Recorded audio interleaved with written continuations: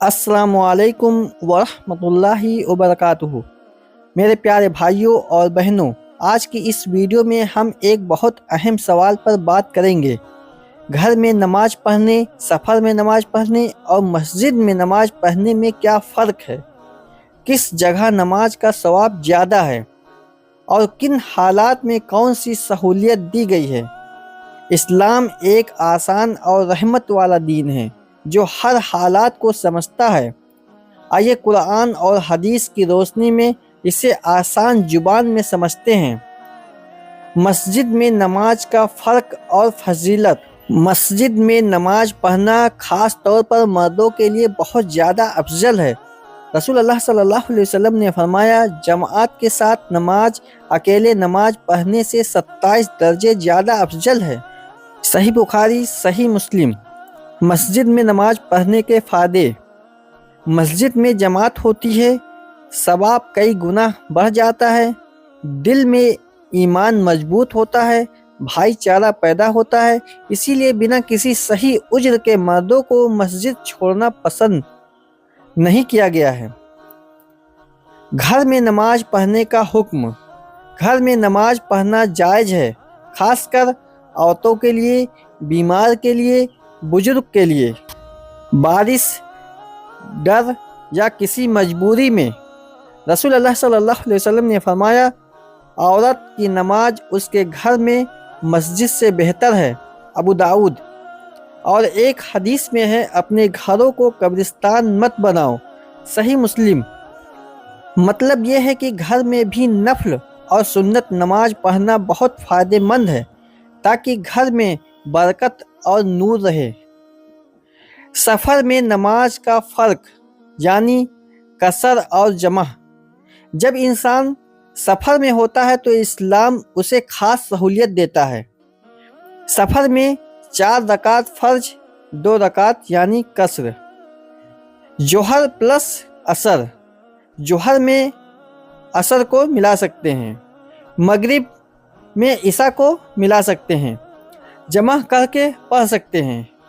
اللہ تعالیٰ فرماتا ہے، جب تم زمین میں سفر کرو تو نماز کو چھوٹا کرنے میں تم پر کوئی گناہ نہیں۔ سورہ النساء، سورہ نمبر 4، آیت نمبر 101۔ رسول اللہ صلی اللہ علیہ وسلم سفر میں ہمیشہ قصر نماز پڑھتے تھے۔ یہ سہولیت رحمت ہے، نہ کہ کمزوری۔ گھر میں نماز پڑھنے، سفر میں نماز پڑھنے اور مسجد میں نماز پڑھنے میں کیا فرق ہے؟ اکثر لوگوں کے من میں یہ سوال رہتا ہے کہ کہاں نماز پڑھنے کا ثواب ملتا ہے اور کن حالات میں کون سی سہولیت دی گئی ہے۔ اسلام ایک آسان اور رحمت والا دین ہے جو ہر حالات کو سمجھتا ہے۔ آئیے قرآن اور حدیث کی روشنی میں اسے آسان زبان میں سمجھتے ہیں۔ مسجد میں نماز کی فضیلت۔ مسجد میں نماز پڑھنا خاص طور پر مردوں کے لیے بہت زیادہ افضل ہے۔ رسول اللہ صلی اللہ علیہ وسلم نے فرمایا کہ جماعت کے ساتھ پڑھی جانے والی نماز اکیلے نماز پڑھنے سے 27 درجے زیادہ افضل ہے۔ اس سے معلوم ہوتا ہے کہ مسجد میں نماز پڑھنے کا ثواب کئی گنا بڑھ جاتا ہے۔ مسجد میں نماز پڑھنے سے دل میں ایمان مضبوط ہوتا ہے، آپس میں بھائی چارہ پیدا ہوتی ہے اور انسان گناہوں سے دور رہتا ہے۔ اسی لیے بنا کسی صحیح عذر کے مردوں کو مسجد چھوڑنا پسند نہیں کیا گیا ہے۔ گھر میں نماز پڑھنے کا حکم۔ گھر میں نماز پڑھنا بالکل جائز ہے، خاص کر عورتوں کے لیے۔ نبی کریم صلی اللہ علیہ وسلم نے فرمایا کہ عورتوں کی نماز اس کے گھر میں مسجد سے بہتر ہے۔